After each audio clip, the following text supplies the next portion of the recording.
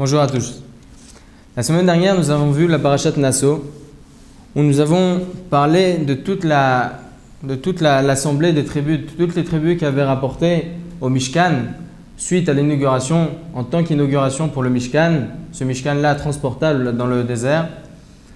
Nous avons vu que chaque tribu avait rapporté des sacrifices pour ce Mishkan, et chaque tribu a été passée un jour durant. Nous avons vu que 12 jours ont été accueillis par justement ces dons-là rapportés au Mishkan. Chaque chef de tribu était passé, et comme nous avons vu dans la parashat précédente, que la première tribu, donc le chef de tribu était Nachshon ben Aminadav, de la tribu de Yehuda, etc. Et après, ensuite Issachar, ainsi de suite. Chaque tribu était passée pour donner ses dons au Mishkan, ses dons à ce Mishkan transportable, à ce temple transportable. Maintenant, nous avons pu remarquer aussi que ni la tribu de Lévi, ni la tribu de Cohen, donc ni la tribu de Lévi, c'est-à-dire Moshe, ni la tribu de Cohen, c'est-à-dire Aaron à Cohen, ne sont passés pour donner don au Mishkan, à part ces sacrifices. Quelle est la raison? Alors dans la parashat Be'alotecha, justement là d'où vient toute la parashat Be'alotecha, il est rapporté Vaidaber Hashem el Moshe les morts. Hashem parle à Moshe en disant Daber el Aaron v'amarta elav beha alotecha et anerot el mul pena menora yaeru shevat anerot. Sur ce verset, la Torah, Rashi vient nous dire comment se fait-il que cette paracha-là de Beha alotecha, c'est-à-dire toutes les lois, on va voir les lois ici que le Kohen, donc Aaron, va justement servir au Beth Amikdash. Nous allons voir justement dans cette parashat Be'alotecha les lois concernant le Aaron à Kohen qui va justement lui allumer la menorah au Beth Amikdash, au Mishkan.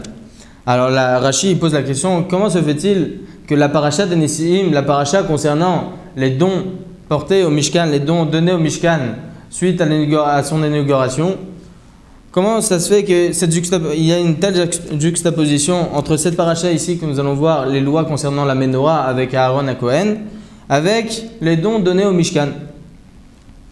Alors Rashi répond sur ce, les filles Kshera Aaron Chanukat Anesiim Halshaz Dato Shelo Haya Imaem Bachanuka Lo U Velo Shifto Amar Lo HaKadosh Baruch Hu Chayecha Shelcha Gedola Mishelahem Sheata Madlik Umetiv et Anerot. C'est compréhensible à vue d'œil comment ça se fait que Aaron ne faisait pas partie de ces tribus rapportant des dons au Beth Amikdash, au Mishkan, parce que lui-même c'est lui qui faisait les sacrifices de chaque apport. De chaque apport en tant que don au Mishkan, c'est lui qui faisait le sacrifice de chaque vache, etc. Donc lui, il ne pouvait pas passer en tant que donateur, vu que lui-même, c'est lui qui justement faisait le sacrifice de chaque tribu, faisait le sacrifice de chaque don au Mishkan. Maintenant, Rashi vient nous expliquer, nous dire que en fait, lorsque Aaron, le frère de Moshe Rabbeinu, avait vu justement tous ces Nesiim, tous ces chefs de tribu arriver au Beth Amikdash rapportant des dons au Mishkan, rapportant des dons à ce temple transportable, et était heureux comme ça. Aaron s'affaiblit, justement, comme il a écrit ici, Chalcha Azdato. Son esprit s'affaiblit. Il était souffrant, il n'était pas content. Shelo haya imaem bachanukat lo u velo shifto, que lui ni sa tribu ne faisait partie de ses donateurs. Alors qu'est-ce qu'a dit HaKadosh Baruch Hu? Comme il est rapporté ici dans Rashi, Amar lo HaKadosh Baruch Hu, Chayecha, Shelcha Gedola Mishelahem.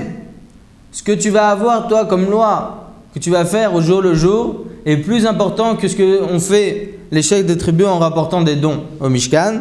She'ata madlik umetiv et anerot. Parce que c'est toi qui vas allumer la menorah au Beth Amikdash.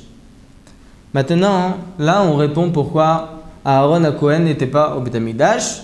Et sur ce, alors HaKadosh Baruch Hu va lui donner cette grande mitzvah-là de l'allumage de la menorah au sanctuaire. Maintenant, Moshe Rabbeinu. Comment ça se fait que ni la tribu de Moshe, ni Moshe lui-même, ne faisaient partie de ces donateurs-là, de ces chefs de tribus, de ces tribus-là, rapportant des sacrifices et des dons au Beth Amikdash? Pour répondre à cette question, nous allons rapporter ce qui est rapporté dans le traité Horayot 12a. Comme il est dit là-bas, Tanour Abanan. Chachamim m'ont enseigné Kashemen atov à la roche, yored à la zakan, zekan Aaron. De la bonne huile sur la tête, littéralement, de la bonne huile sur la tête descend sur la barbe de Aaron. Ici, le traité parle de lorsque le Lévi devait oindre le Kohen d'une huile d'onction. Alors ici, on parle de Aaron. Qu'est-ce qu'il avait lui lorsqu'on le faisait descendre, lorsqu'on devait le oindre d'huile? Yored à la zakan, l'huile descendait sur sa barbe. On parle de qui? Zekan Aaron, de la barbe de Aaron. Il est rapporté ensuite Kemin shete typé margaliot ayut luyot biskano chez Aaron. Comme deux pierres précieuses se tenaient sur la barbe de Aaron. Lorsque l'huile d'onction passait sur sa tête, comme il est rapporté ici, deux pierres précieuses, c'était considéré comme deux pierres précieuses tellement qu'ils étaient magnifiques, cette huile a été magnifique, deux pierres précieuses accrochées à sa barbe. C'était comme deux pierres précieuses. Amar Rav Papa nous dit Tana Kshiu Mesaper Olot Veyoshvot Lo Beikar Zekano. Rav Papa il nous dit lorsqu'il se coupait un peu la barbe, alors ces pierres précieuses, donc ces deux gouttes d'huile montaient et se mettaient justement sur le haut de la barbe. Valda Varze Aya Moshe Doeg. Sur ce, Moshe Rabbeinu avait peur. Amar Shema Chaz de Shalom Ma'alti Basheman Mishra. De peur que peut-être j'ai profité. Il y a une loi qui est Merila. Meila, c'est profiter de quelque chose kadosh, quelque chose qui appartient au Beth Amikdash. Alors Moshe, il avait peur, peut-être, Chaz de Shalom, que j'ai profité de cette huile-là. Il y a Stabat Kol Ve'amra, une voix céleste sortie et dit Kashemen Atov Ketel Acharmon. Ma tal Charmon en bomila, av shemen mishra shebezekno Aaron en bomila. Ça, nous allons laisser de côté pour la suite.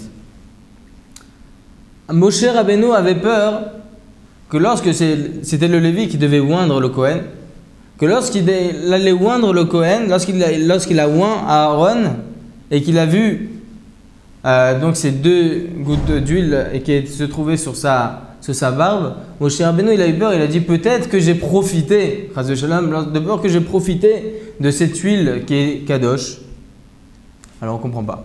En quoi il a profité? On sait qu'on a une loi qui nous dit que si on ne sait pas ou on n'a pas fait exprès ou comme il est rapporté ici, Mishemazi qui était Ekdesh Bli la Enot, celui qui endommage, donc celui qui profite en d'autres termes, celui qui profite de quelque chose de saint, donc comme l'huile d'onction, sans profiter, ne fait pas l'interdit, ne transgresse pas l'interdit de Merila. Or, pourquoi Moshe Rabbeinu avait-il peur en se disant peut-être j'ai profité, ne sachant pas si j'ai bien mis, etc. etc. Peut-être quand je vais l'embrasser, j'ai peut-être un peu profité en mettant un peu sur ma joue. On n'arrive pas à comprendre c'était quoi la crainte de Moshe Rabbeinu. On sait qu'on a une halakha, comme je viens de préciser, que si on n'a aucun profit à ce dommage là causé à cette chose de saint, donc chez nous à l'huile d'onction, on ne transgresse pas l'interdit de Merila. Pour répondre à cette question, en répondant à cette question, nous allons répondre à la question que nous avons vue précédemment. Comment ça se fait que Moshe Rabbeinu ne se trouvait pas parmi ces chefs de tribus-là rapportant des sacrifices au Beth Amikdash, au Mishkan? Il a rapporté dans le traité Zvachim 102a. Il a rapporté la chose suivante. Bemesher Shmona Yemei Ameluim, pendant cette période-là de l'inauguration du Mishkan, Aya Moshe Rabbeinu Atzmo Gamken Kohen. Moshe Rabbeinu lui aussi se trouvait aux côtés de Aaron son frère pour récupérer justement les sacrifices et leur faire la shrita. Ufrolofen etzel atzmo l'oraat ofaazo en tipa miuteret zoleget à la zakan. Il est rapporté ici que Moshe Rabbeinu se trouvait à côté, il était accompagné de Aaron. Aaron était accompagné de Moshe lorsque les sacrifices étaient rapportés, lorsque les dons étaient rapportés au Mishkan, lors de l'inauguration de ce sanctuaire, Moshe se trouvait en compagnie de Aaron. Donc on voit bien que Moshe Rabbeinu ne pouvait rapporter des sacrifices parce qu'il se trouvait auprès de Aaron son frère. Il ne pouvait pas faire partie de ses donateurs. Et pourquoi? De quelle crainte Moshe avait de se dire peut-être j'ai profité de cette huile d'onction. Ofen etzel atzmo lo ra'a tofazo. Lorsque l'huile d'onction coulait, parce que si Moshe Rabbeinu était temporairement Kohen, il devait aussi lui porter l'huile d'onction sur la tête. Donc lorsqu'on l'a oint d'huile d'onction, il n'a pas vu ces 2 gouttes d'huile tomber sur sa barbe. Ah, il avait peur. Il n'a pas vu ces 2 gouttes d'huile en plus sur sa barbe. Ah, c'est pour ça.